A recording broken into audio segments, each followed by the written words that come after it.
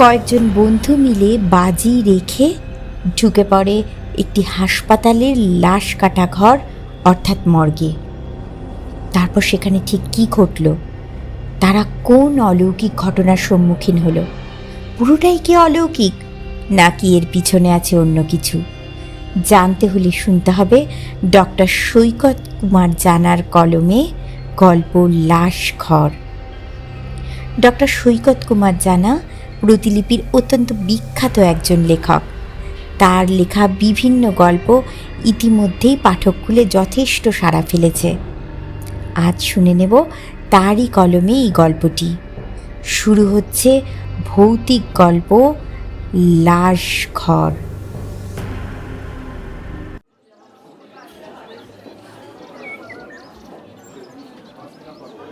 গৌরব আর জিতের মধ্যে এইরকম একটা বাজি হয়েছে শুনে আমি ক্যান্টিনের ধোঁয়া ওঠা সিঙ্গারায় একটা কামড় বসিয়ে রক্তিমকে বললাম, ধর জিত যদি বাজিটা জিতে যায় তাহলে কি হবে? গৌরব ওর গার্লফ্রেন্ডকে দিয়ে দেবে। আর যদি গৌরব জেতে? একই ব্যাপার, জিত ওর গার্লফ্রেন্ড দিয়ে দেবে। কেলেঙ্কারি ব্যাপার মাইর। যে জিতুক তার তো পুরো কেরিয়ারে গ্যামাক্সিন। দুটো গার্লফ্রেন্ড নিয়ে সামলাবে কি করে?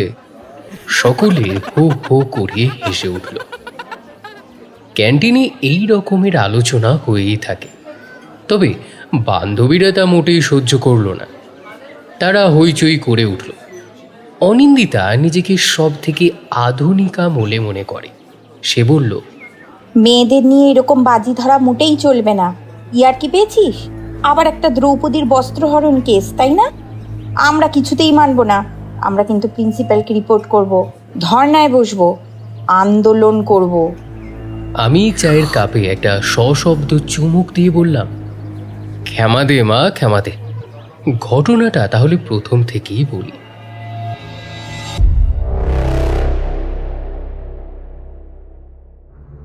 জয়েন্ট এন্ট্রান্সে চান্স পেয়ে যখন মেডিকেল কলেজে ভর্তি হলাম তখন আমি বেশ ভীতু ছিলাম, কিন্তু সেই ভয় কোনো রকমই বাইরে প্রকাশ করতাম না।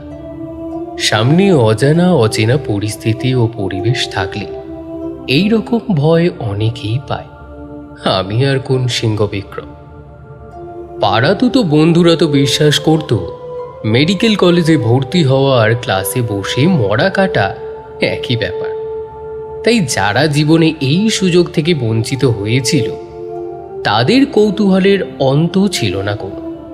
আমি তো বুঝতেই পারতাম না যে আমি ভাগ্যবান না দুর্ভাগা। কিছুদিনের মধ্যেই একটা বিয়ে বাড়িতে পাড়ার সব বন্ধুদের সাথে দেখা হলো।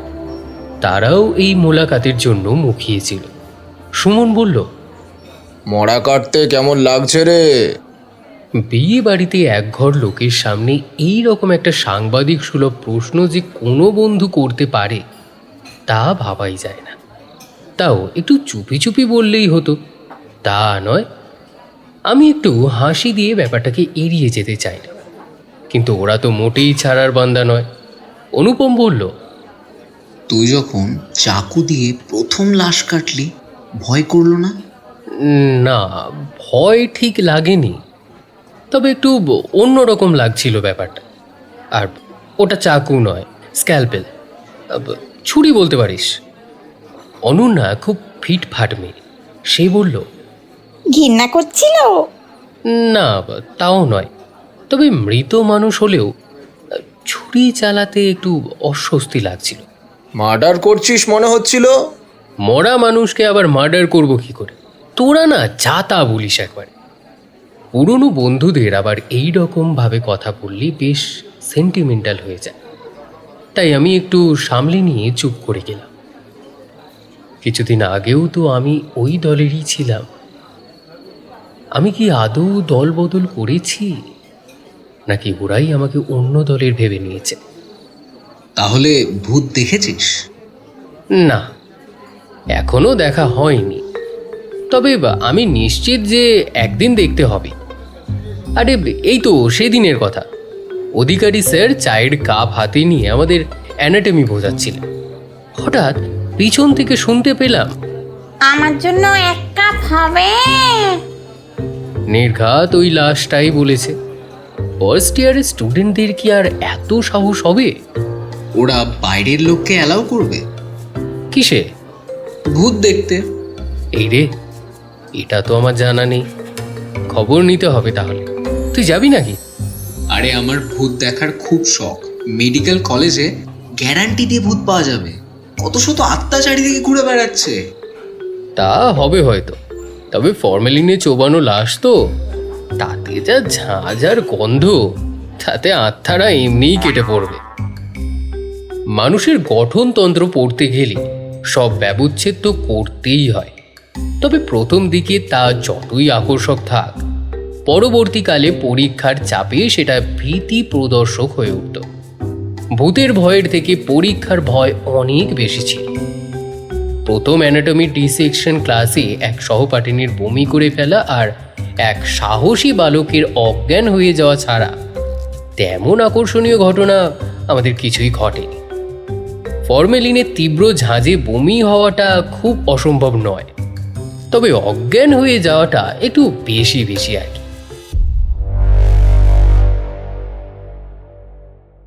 প্রকাণ্ড একটা ইংরেজ জামানার হল ঘর ছিল আমাদের ডিসেকশন রুম। সেই হলের উচ্চতা ছিল দেখার মতো। এসির ব্যবস্থা না থাকলেও বেশ ঠান্ডা থাকতো সেটা। সেই হল ঘরের একদিকে ছিল প্রধান দরজা, যেমন বাড়ি তেমনি প্রকাণ্ড। দেয়ালগুলো বেশ প্রাচীন, সে কথা বলাই বাহুল্য। তবে মেরামতের চেষ্টা থাকলেও ইতিহাস যেখানে সেখানে উঁকি মারত। অন্য দিক দিয়ে একটা চওড়া সিঁড়ি উঠে গিয়েছিল দোতলায়, কাঠের তৈরি, তাই চলতে ফিরতে আওয়াজও হতো। দোতলার চারিদিকে ঝুল বারান্দা, সেখান থেকেও ছাত্রছাত্রীরা এই ব্যবচ্ছেদ দেখতে পারত। অনেকটা গ্যালারি কোচের ব্যাপার। সেই আমলের জিনিসগুলোই ছিল ইহা বড় বড়। নিচের তলার মাঝখানে ছিল 3টে শ্বেত পাথরের টেবিল, যার ওপর লাশগুলো শোয়ানো থাকত। বিভিন্ন গ্রুপে ভাগ করে ওই টেবিলগুলোতে গিয়ে শিক্ষকরা সবের বিভিন্ন অঙ্গ প্রত্যঙ্গ কেটে কেটে দেখাতেন। কখনো কখনো অবশ্য আমাদের নিজেদেরও করতে হতো।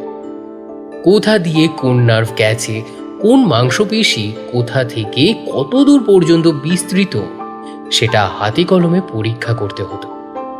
ভবিষ্যতে জীবন্ত মানুষের ওপর অপারেশন করতে গেলে যা অত্যন্ত কাজের হতো। হৃদয় আর মস্তিষ্কের গঠন আর অবস্থান আমরা যা শিখেছিলাম, বলিউড সেটা প্রায়শই উল্টো করে দেখাতো। এই কাজ কখনো কখনো গ্লাভস পরে করলেও বেশিরভাগ সময় খালি হাতেই চলত। আঙুলে লেগে থাকতো ফরমেলিনের গন্ধ। স্যারেরা অনেক সময় চায়ের পেয়ালা হাতে আমাদের কাজের নজর রাখতেন। এসব বেশিরভাগ মৃতই ছিল দাবিহীন। দুর্ঘটনায় মৃত ব্যক্তির লাশও থাকত বিশালাকার কিছু ভ্যাটের মধ্যে ফরমেলিন দিয়ে। তার মধ্যে এগুলো সংরক্ষিত থাকত। তীব্র ঝাঁজ ছিল এই ফরমেলিনে। দেহগুলো এর মধ্যে থাকতো বলে কোনো রকমই পচন ধরত না। কালো ও শক্ত হয়ে থাকতো ঠিকই, তবে গঠনের পরিবর্তন হতো না। আমরা সবাই মিলে হুমড়ি খেয়ে পড়তাম এই ব্যবচ্ছেদ দেখার জন্য। মৃত মানুষের শরীর বলে তখন আর মনেই থাকতো না। পরীক্ষায় কোনটা জিজ্ঞাসা করবে, কোনটা কমন আসতে পারে, কোন ট্রিকটা মিস করে যাচ্ছি, এই সব নিয়েই বেশি ব্যস্ত হয়ে পড়তাম। ভূত নিয়ে ভাবার কোনো অবকাশই ছিল না আমাদের। হোস্টেলে তো অনেকেই মাথার করটি পাশে নিয়ে পড়তে পড়তে ঘুমিয়েই পড়ত। করটির কোন কোন ছিদ্র দিয়ে যে কত শত জিনিসের যাতায়াত ছিল তা না জানলে বিশ্বাস করা মুশকিল। যে ঘটনার কথা বলতে গিয়ে এই ভূমিকা, এবার সেই প্রসঙ্গে আসা যাক। ছাত্র জীবনে অ্যাডভেঞ্চার ছিল আমাদের একটা প্রিয় বিষয়। তখনও অতি সাবধানী রক্ষণাত্মক মনোভাব করে ওঠেনি। নতুন কিছু করার আনন্দটাই সব তখন। লাভ ক্ষতির হিসাবও তখন মনে ঢোকেনি। তাই গৌরব আর জিতের মধ্যে যখন চ্যালেঞ্জ হয়ে গেল যে রাত 2টোর সময় অ্যানাটমি বিল্ডিংয়ের ডি সেকশন হলে মাঝের টেবিলে শুয়ে থাকা মৃতদেহের পায়ের কাছে 100 টাকার একটা নোট রেখে আসতে হবে, তখন আমরা তো হই হই করে উঠলাম আনন্দে। ব্যাপক মজা হবে তাই। কিন্তু আমরা তখন জানতেও পারিনি যে কি ভয়ঙ্কর অভিজ্ঞতার সম্মুখীন হতে চলেছি। এই উঠতি বয়সে আমিই বেশি সাহসী, এই রকম একটা ভাব অনেকের মধ্যেই পুঞ্জীভূত থাকে। সুতরাং এই চ্যালেঞ্জ কোনো অস্বাভাবিক কিছু ছিল না। আমি বললাম, কিন্তু 100 টাকার নোট কেন? আমরা নোটের নম্বরটা লিখে রাখবো, যাতে পরে মিলিয়ে নেওয়া যায়। জিৎ এমনিতেই ডাকাবুকো ছিল, তার কোনো আপত্তি ছিল না। কিন্তু সমস্যাটা হলো অন্য জায়গায়। রাত 2টোর সময় অ্যানাটমি বিল্ডিং খুলবে কে? সাধারণত বিকেল 5টায় ক্লাস শেষ হয়ে গেলেই ওই বিল্ডিং বন্ধ হয়ে যায়, কড়া নির্দেশ আছে। তাছাড়া সন্ধ্যাবেলা ওখানে আর কোনো একাডেমিক অ্যাক্টিভিটিও হয়ও না। এই পরিস্থিতিতে আমাদের সকলের মনে পড়ল দিনুদার কথা। অ্যানাটমি বিল্ডিংয়ের মর্গের যাবতীয় দায়িত্ব থাকে তার ওপরে। সে লোক ছাত্রছাত্রীদের কাছে মানুষের করটি ও হাড়গোড় বিক্রি করত। যদিও সে সরকারি কর্মচারী, তবু এটা ছিল তার সাইড বিজনেস। কঙ্কাল বিক্রি করা যে কারো সাইড বিজনেস হতে পারে, এই লাইনে না এলে কোনোদিনও তা কল্পনাও করতে পারতাম না। বেশিরভাগ সময়ই সে নেশা করে থাকত, দেশি মদেই ডুবে থাকত। বলতো যে নেশা না করলে এই কাজ সে করতে পারবে না, আর সরকারি চাকরিটাও সে ছাড়তে পারবে না। তার 3 কুলে কেউ কোথাও নেই। তবে আমরা সবাই মিলে যখন দিনুদার কাছে আবদারটা করলাম, সে না করতে পারল না, শুধু বলল, বাবারা কিছু টাকা পয়সা ছেড়ে যাও, ওষুধ কিনতে হবে, শরীরটা খুব খারাপ। দিনুদার ওষুধ মানে কি সে কথা আমি আগেই বলেছি। এইরকম মরা নিয়ে যাদের ওঠা বসা, তাদের ওরকম ওষুধ ছাড়া চলাই মুশকিল। আমরা 200 টাকা ওর হাতে দিয়ে বললাম, আমাদের কাজটা হয়ে গেলে আরও 100 দেব। যে সময়ের কথা বলছি তখন 300 টাকার অনেক দাম। আমার এক সহপাঠী তো বাবার কাছ থেকে সাপ্তাহিক হাত খরচ পেত 94 টাকা 75 পয়সা। আর এই টাকায় তো আমি আস্ত একটা কঙ্কাল সেট কিনেছিলাম অ্যানাটমি পড়ার জন্য, সেটাও দিনুদার থেকে। এবার দিনুদা বলল, আরো একটু বাড়িয়ে দিও বাবারা, জিনিসপত্রের দাম বেড়ে গেছে। এই জিনিসপত্রের দাম বেড়ে যাওয়ার ব্যাপারটা একটা চিরকালীন সমস্যা। যুগ বদলায়, কিন্তু এই সমস্যার কখনোই সমাধান হয় না। আমি বললাম, ঠিক আছে, আরো 200 দেব। ভাঙাচোরা কিছু করবে না তো, নইলে আবার চাকরি যাবে। আরে না না, শুধু একটা এক্সপেরিমেন্ট করার ব্যাপার আছে, ওটা দিনের বেলা করা যায় না, তাই আর কি। ক্যান্টিনে ফিরে রক্তিম বলল, এই মাসের অমাবস্যাটা কবে দেখ, তাহলে সেই দিনই ব্যাপারটা নামানো যাবে। জিৎ, তুই আর একবার ভেবে নে। ধর জিত বাজিটা জিতে গেল, তাহলে কি হবে? গৌরব ওর গার্লফ্রেন্ডকে দিয়ে দেবে। আর যদি গৌরব জেতে? একই ব্যাপার, জিৎ ওর গার্লফ্রেন্ড দিয়ে দেবে। মেয়েরা রীতিমতো প্রতিবাদ করে উঠল। সেই মহাভারতে দ্রৌপদীর মতো কেস হতে দেওয়া যাবে না, মহিলাদের জুয়ার বাজি ধরা যাবে না, সেসব কথা আমি আগেই বলেছি। অতি কষ্টে তাদের শান্ত করা হলো, বোঝানো হলো যে এইসব নেহাতি কথার কথা, চ্যালেঞ্জটাই আসল। দেরি না করে আগামীকালই প্ল্যানটা করে ফেলা হোক। যদি জিত মত বদলে দেয়, হা হা হা।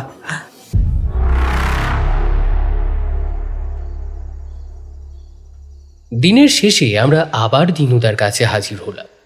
রক্তিম বলল, দিনুদা, কাল রাত্রেই তাহলে আমরা এক্সপেরিমেন্টটা করব। তুমি কিন্তু রাত 12টায় অ্যানাটমি বিল্ডিংয়ে দরজাটা খুলে রেখো।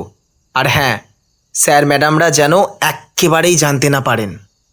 খেপেছো বাবারা, তেনারা জানতে পারলে আমার চাকরি থাকবে নাকি? আর শোনো না, ঘুমিয়ে পড়বে না তো?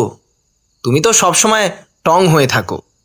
কি যে বলো বাবারা, কাজের ব্যাপারে কোনো নেশা আমাকে কিছু করতে পারবে না। তোমরা গেট খোলাই পাবে, বাকি টাকাটা দিয়ে যেও কিন্তু। টাকা নিয়ে তুমি চিন্তা করো না, ওটা তুমি পরশু সকালে পাবে। এর লিভারের যা অবস্থা, যে কোনোদিন উপরে চলে যাবে। চলে আর যাবে কোথায়? অ্যানাটমি বিল্ডিংয়েই থাকবে, এতদিনের রাস্তা না। আমরা সবাই হো হো করিয়ে হেসে উঠলাম। এসব ক্ষেত্রে সচরাচর যা হয় সেই রকমই হলো। প্ল্যানের মধ্যে আবার একটা প্ল্যান তৈরি হলো। ঠিক হলো কাল রাতে আমরা 4 জন মানে রক্তিম, সৌরভ, অনুপম আর আমি আগে থেকেই অ্যানাটমি বিল্ডিংয়ে উপস্থিত থাকব, আড়ালে আবছায়াতে মিশে যাব। অনুপমকে এখানে ওয়াইল্ড এন্ট্রি দেওয়া হয়েছে। বেচারার ভূত দেখার দারুণ শখ, পাড়াতেই বলেছিল, আগেই বলেছি। তাই সে বাইরের লোক হলেও আমরা তো আর কোনো সাংবিধানিক কাজ করছি না, তাই ধরা পড়লে সবাই মিলে জেলে যাওয়া যাবে। আমাদের উদ্দেশ্য ছিল জিতকে চমকে দেওয়া আর ভয় দেখানো। তবে এই ব্যাপারটা আর কাউকে জানানো হলো না। পরদিন সারাদিনই প্রচুর খাটাখাটনি ছিল। বিভিন্ন কারণে আমাদের ক্লাস ছিল বিভিন্ন জায়গায়। এত বড় হসপিটাল ও কলেজের মধ্যে বিভিন্ন জায়গায় আনাগোনা ছিল আমাদের। আমরা 4 জন যখন গভীর রাত্রে আবার অ্যানাটমি বিল্ডিংয়ের সামনে জড়ো হলাম, তখন দেখলাম কথা মতো দিনুদা অ্যানাটমি বিল্ডিংয়ের দরজা খোলাই রেখেছে। তালাটা লাগানো ছিল, তবে সঠিকভাবে নয়, আলগোছে বন্ধ ছিল, যাতে কুকুর বিড়াল ঢোকে না পড়ে। অবশ্য তাকে কোথাও দেখতে পেলাম না। এমনিতেই রাত দিন নেশা করে পড়ে থাকে, এই অন্ধকারে আর খোঁজাও মুশকিল। আমরা সে চেষ্টা না করে আগে ভাগেই চুপি চুপি দরজা ফাঁক করে হলে ঢুকে পড়লাম। ভিতরে ঢুকে দরজাটা আবার আলগা করে লাগিয়ে দিলাম। চারিদিক ঘুটঘুটে অন্ধকার, কিন্তু আলো জ্বালানো যাবে না। মনে হচ্ছিল বিশাল এই কালো অন্ধকার হল ঘরের পেটের মধ্যে ঢুকে পড়েছি আমরা। সেই ব্রিটিশ আমল থেকে তার কত স্মৃতি। এখানে অতিথি ভূত। ফরমেলিনে তীব্র গন্ধ নাকে আসছে, তার দরুন নাকে চোখে জলও এসে যাচ্ছে, কিন্তু ভ্যাঁচ ভ্যাঁচ করা যাবে না, তাই রুমালটাকে মাস্কের মতো করে পরে নিল। তাছাড়া আমরা সকলেই কালো পোশাক পরে এসেছি। ঢোকার সময় 4 জন একসাথে ছিলাম বলে এই হল ঘরে ঢুকতে ভয় পাইনি। কিন্তু এখন যখন আমরা আলাদাভাবে বিভিন্ন দেওয়ালে ও থামের আড়ালে লুকিয়ে পড়লাম, তখন বেশ গা ছমছম করে উঠল। ভিতরটা এমনই গাঢ় অন্ধকার যে পাখিদের অস্তিত্ব অনুভব করাও মুশকিল। চারিদিক এমনই নিস্তব্ধ যে নিজেদের শ্বাস প্রশ্বাসের শব্দ নিজেই শুনতে পাচ্ছি। দিনের বেলা আমরা যখন ক্লাস করি তখন সকলের আওয়াজে গোটা জায়গাটা সরগম থাকে, কিন্তু এখন একেবারে খাঁ খাঁ করছে। ঘন অন্ধকারের মধ্যে টেবিলগুলো বোঝা যাচ্ছে, লাশগুলো সাদা কাপড়ে ঢাকা। যে উৎসাহটা নিয়ে প্রবেশ করেছিলাম সেটা যেন নিভু নিভু। রেডিয়াম দেওয়া ঘড়িতে সময় দেখলাম, হিসাব অনুযায়ী জিতের আগমনের আর 5 মিনিট বাকি। রুদ্ধশ্বাসে অপেক্ষা করতে লাগলাম। গৌরব হোস্টেলেই আছে, ওর কাছ থেকেই 100 টাকার নোটটা জিত নিয়ে আসবে। অবশেষে অপেক্ষার অবসান ঘটল। মূল দরজাটা একটু ফাঁক হল। ব্রিটিশ আমলের সেই দরজাটা একটা বিশাল ক্যাচ করে আওয়াজ হলো, আর বাইরে থেকে এক ফালি আলো এসে পড়ল মেঝের ওপর। তাতে অবশ্য ঘরের অন্ধকার বিন্দুমাত্র কমল না, তবে অনেকক্ষণ অন্ধকারে থাকতে থাকতে চোখটা সয়ে এসেছে, তাই বুঝতে অসুবিধা হলো না জিত হল ঘরে ঢুকছে। কালো অবয়বের আকৃতি দেখে ঠাহর হলো জিতই বটে, তবে সেও থমকে দাঁড়িয়ে আছে, বোধহয় চোখটা সইয়ে নেওয়ার চেষ্টা করছে।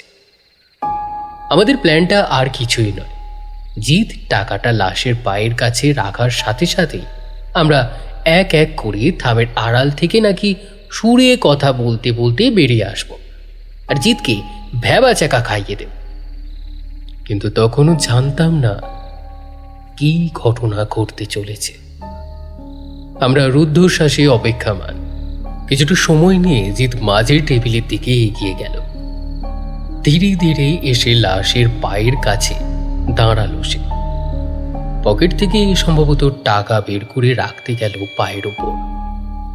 আর তখনই ঘটল সেই অদ্ভুত ঘটনাটা, যা আমাদের হিসাবেই ছিল না।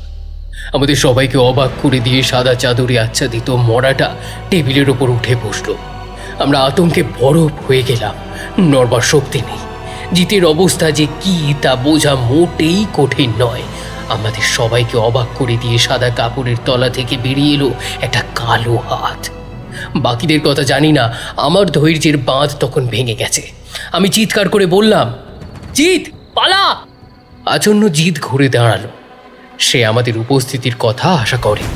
আমরা থামের আড়াল থেকে বেরিয়ে মেন দরজার দিকে দৌড়ে গেলাম। সকলের পায়ের শব্দে জায়গাটা সচকিত হয়ে উঠল।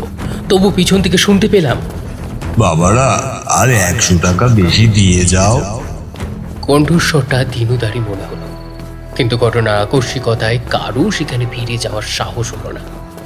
টাকার জন্য তালা খুলে রেখে দিনুদাই যে ওই রকম ঘাপটি মেরে শুয়ে থাকবে, সেটা আমাদের কল্পনার বাইরেই ছিল। কিন্তু এই রাত 2টোর সময় ফিরে গিয়ে সেটা আবার যাচাই করতে মন চায় না। রাত্রে যে আর ভালো ঘুম আসবে না, সে কথা বুঝেই গেছিলাম। এরকম একটা উত্তেজনার পর রক্তে হরমোনের মাত্রা কমতে অনেকটা সময় লেগে যায়।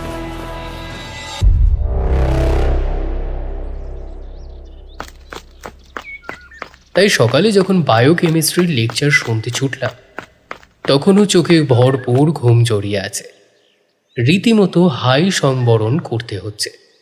এই ক্লাসটা হয় নতুন বিল্ডিংয়ের 4 তলা। ক্লাসে ঢুকেই দেখলাম অনিন্দিতার পাশে একটা জায়গা খালি আছে।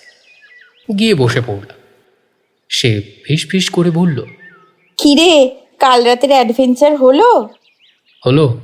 কি জিতলো রে? জিত? দিনুদা। বলিস কি? দিনুদা তো কাল রাত্রি 9টার সময় বড় রাস্তা পেরোতে গিয়ে গাড়ি চাপা পড়েছে। নেশা টেশা করেছিল বোধহয়।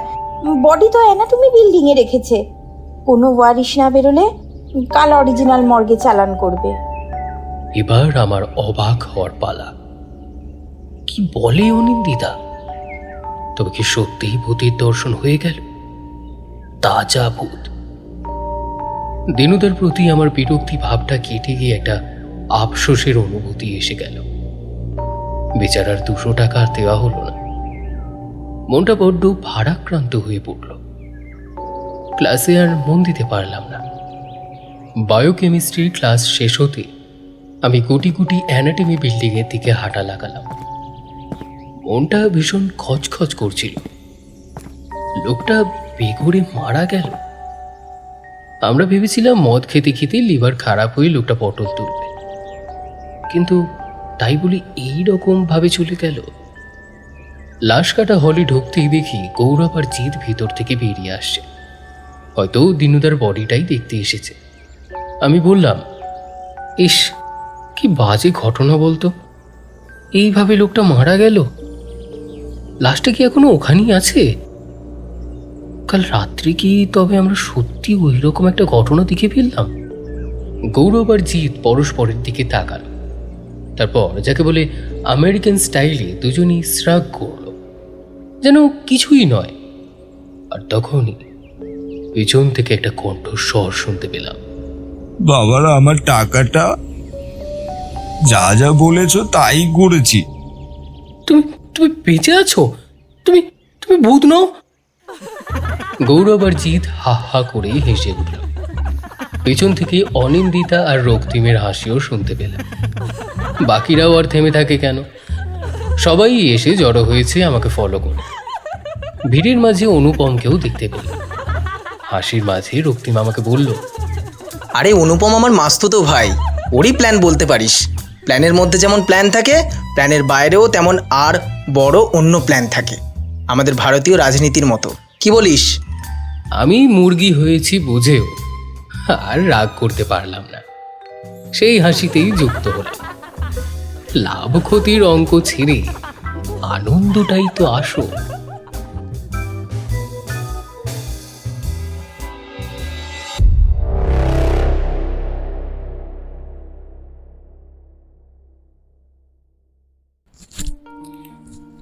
এতক্ষণ তোমরা শুনলে ডক্টর সৈকত কুমার জানার কলমে ভৌতিক গল্প লাশঘর। বিভিন্ন চরিত্রে যারা কণ্ঠদান করেছে তারা হলো, কথকের ভূমিকায় ছিল অতনু, রক্তিম এবং সুমনের ভূমিকায় ছিল তনয়। অনুপমের চরিত্রে অভিনয় করেছে রাজ। গৌরব হয়েছে শুভ্রজ্যোতি। ভূত এবং দিনুদার চরিত্রে ছিল সম্রাট। অনিন্দিতা, অনন্যা এবং গল্পের সূত্রধর হিসেবে ছিলাম আমি, মৌমিতা। কেমন লাগলো আজকে আমাদের নিবেদন? অবশ্যই কমেন্টস করে জানিও কিন্তু। আর যারা এখনও সাবস্ক্রাইব করনি, একটু সাবস্ক্রাইব করে দিও যদি আমাদের চ্যানেলটির কাজ তোমাদের ভালো লাগে।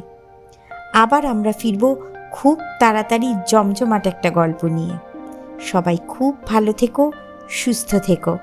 শুভরাত্রি।